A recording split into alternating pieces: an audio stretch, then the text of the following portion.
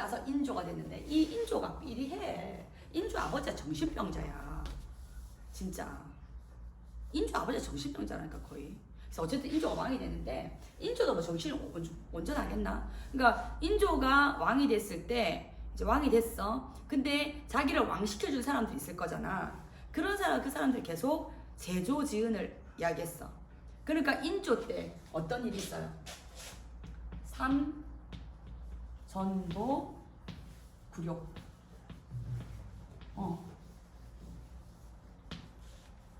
해가지고 삼고구고두례라고 해가지고 한 번 쿵 찍고 세 번 이렇게 절하고 하는 뭐 그런 게 있어요. 얼마나 치욕적이겠어. 그러니까 아가 정신이 약간, 그럼 자기 큰아들 작은아들 다 청나라로 잡혀가잖아. 예. 큰아들이 누구예요? 누구죠? 작은아들은? 작은아들 복림대군. 큰아들은? 복림대군이 누구냐면 효종이에요. 복림대군이. 사도세자만큼 유명한데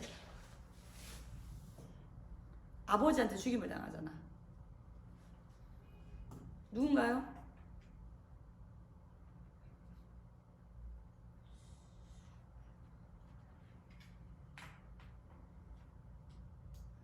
왜 끊고요?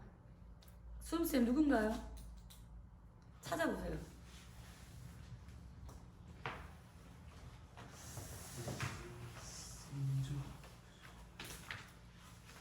인조편을 보세요.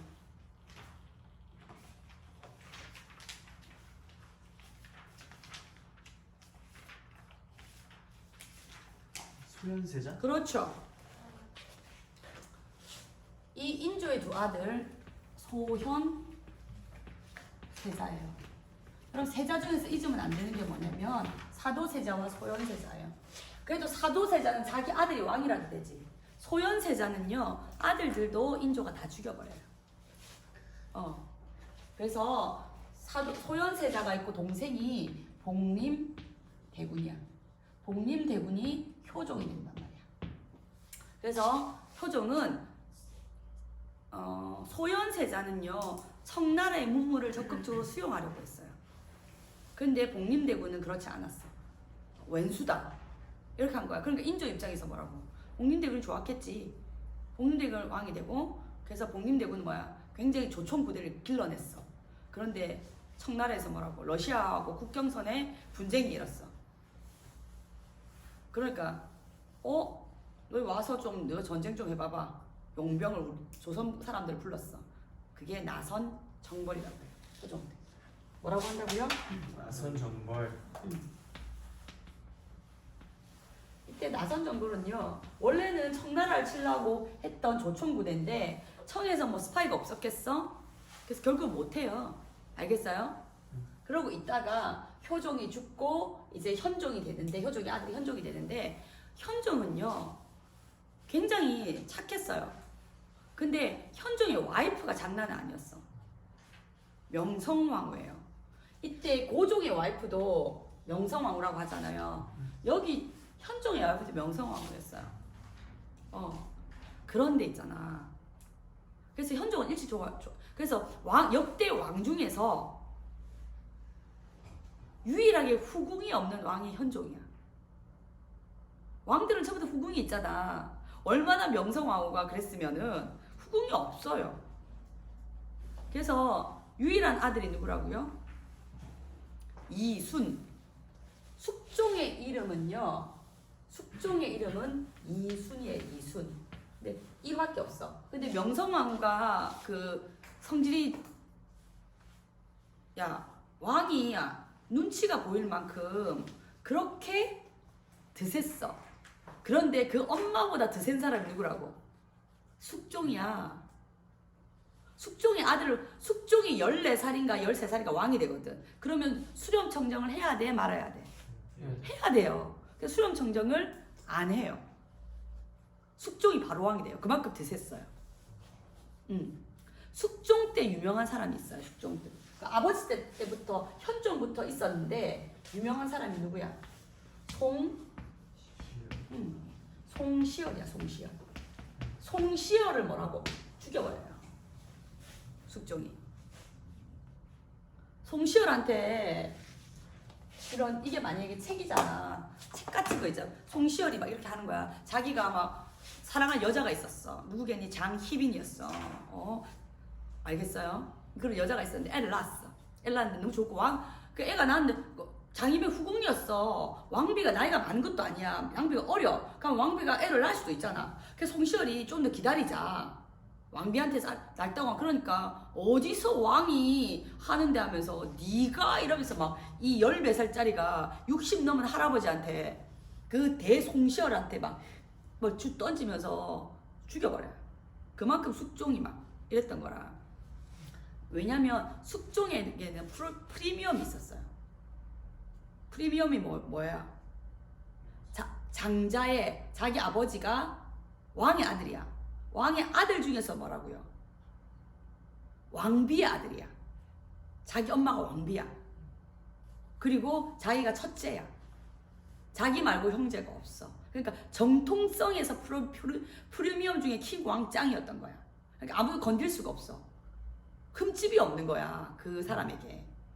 그러니까 이 숙종 때 나선 정벌을 효종대라면 숙종 때 아까 말한 것처럼 이 환국이야. 환국은요. 이렇게 외우세요. 우리 좀 있으면 선거하잖아. 맞지? 경기 갑 누구누구, 뭐 경기 을 누구누구 이렇게 한다니까. 맞지? 그래서 경신황국, 기사황국, 갑술황국 이렇게 나와요. 그래서 다른 게 중요한 게 아니라 요 앞에까지는 누가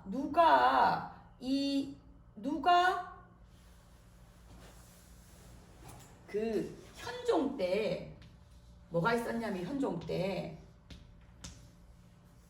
예송 논쟁이라는 게 있었어요. 예송 논쟁. 예송이 뭐냐면 예법을 지키자 이런 거야. 그래서 처음에는 현종이 어렸을 때는요 누가 이기냐면 서인과 남인이 붙었어. 항상 이때부터 싸우기 시작했어. 첫 번째는 서인이 이겨요. 서인이 이기고 남인이 져요. 그 다음에는 서인이 지고 남인이 이겨요. 그러면 숙종이 왕이 됐을 때 정치를 세력을 가지고 있었던 사람이 누구란 말이야? 남인들이었어. 남인들. 그러니까 이 경신황국은요 남인에서 누구로 넘어온단 말이야? 서인으로 세력이 넘어오는 거야. 알겠어요? 그런데 서인에서 다시 뭐라고? 남인으로 넘어와요. 또 남인에서 다시 뭐라고요? 서인으로 넘어와요. 세력이. 자, 남인에서 서인으로 넘어갈 때 이때 어떤 일이 있었냐면 이건 나중에 할게요. 그리고 이거 뭐야? 처음에 남인에서 서인으로 바뀌고 서인에서 남인으로 원래 서인이었는데 원래 남인이었는데 남인에서 서인으로 바뀌고 서인에서 남인으로 바뀌고 다시 남인에서 서인으로 바뀌어서 서인이 이제부터 쭉 정치를 할 거란 말이야. 알겠죠? 네. 이 서인에서 뭐로 나뉘냐면요 노론과 소론으로 바뀌어요.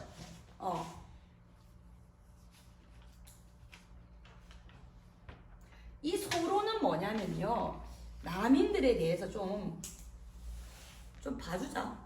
우리 같이 정치하고 이랬었는데 더불어 살자 하는 게 소론이었다면 남인은 그러니까 노론은 그런 게 어딨냐 이런 게 노론이었어요. 그래서 대부분 여기 순헌철 맞죠? 네.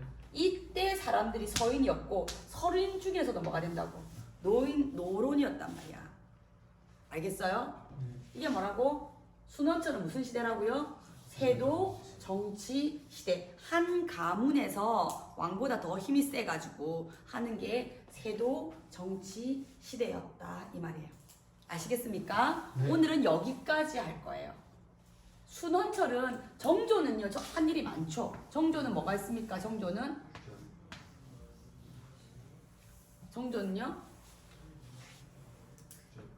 그렇죠. 규장각을 만들고 또 소나성. 그렇지. 화성. 또 화성을 만들기 쓴 게 뭐야? 거중기. 거중기를 발명한 사람이 정약용. 또 그렇지. 장용영이라는 군대도 설치했어요. 왜? 정조는 왕이 오르고 1년 동안 계속 암살의 위험을 받았어요. 그러니까 자기 친위 부대가 필요했던 거죠. 어쨌든 그렇게 하고 나서 정조가 조금만 더 오래 살았으면 좋았을 텐데 정조가 죽어요. 1800년에. 그래서 1801년부터 시작해서 자기 아들인 순조가 왕이 되는데 왕이 될 때 11살이었어. 그럼 누가? 엄마가 아니야. 엄마보다 높은 사람이 있었어. 할머니. 그 할머니인데 친할머니가 아니라 그 영조가 나이가 되게 많을 때 결혼한 16살짜리 있어. 정순왕후라고 있었어. 정순왕후가 정치를 해. 그래서 순헌철 시대를 우리는 뭐라고 하냐면 세도 정치 시기라고 하고 이 세도 정치 시기에 두 번의 밀란이 일어나요. 순조 때 첫 번째 우리나라 지도가 이렇게 있으면 여기가 동쪽이죠. 맞죠? 동해 있는 게 여기 맞지? 네. 맞지? 서쪽에서 북쪽이야. 여기서 여기를 서북이라고 해요. 맞죠? 이 서북민에 대한 차별에 의해서 난 난이 있어요. 그게 뭐야? 홍경래의 난이야. 뭐라고요? 홍경래의 난은요 차별이야. 차별. 서북민에 대한 차별 때문에 이런 게 홍경래의 난이야. 그런데 철종시대 때가 되면 진주에서부터 시작해서 밀란이 일어나기 시작하는데 전국적으로 이 진주의 스타트는 진주야. 맞지? 전국으로 퍼져나가요. 이것을 우리는 진주 밀란이라고 하고 이 연도가 임술년이었기 때문에 임술 농민 봉기라고 해요. 그럼 이 임술 농민 봉기를 일으켰을 때 똑똑한 놈이 한 놈 있어야 될 거다. 맞지? 이 사람 이름이 유계춘이라는 몰락한 양반이었어. 홍경래도 역시 몰락한 양반이었어. 무슨 말인지 알겠어요? 그러니까 그 세도 정치기에는 두 번의 밀란이 일어나요. 반드시 나와요. 알겠습니까? 홍경래의 난과 임술농민봉기 또는 진주밀란. 유계출이라는 사람 잘은 안 나오지만 한능검에는 등장하는 인물이에요. 그리고 홍경래가 있었다는 거지. 알겠습니까? 그 다음에 이제 고종부터 시작해서는 이제 개항기와 맞물리기 때문에 여기까지 하고요. 고종은 대한제국도 맞물려서 우리가 여기까지 하고 마치겠습니다. 여러분 수고하셨습니다.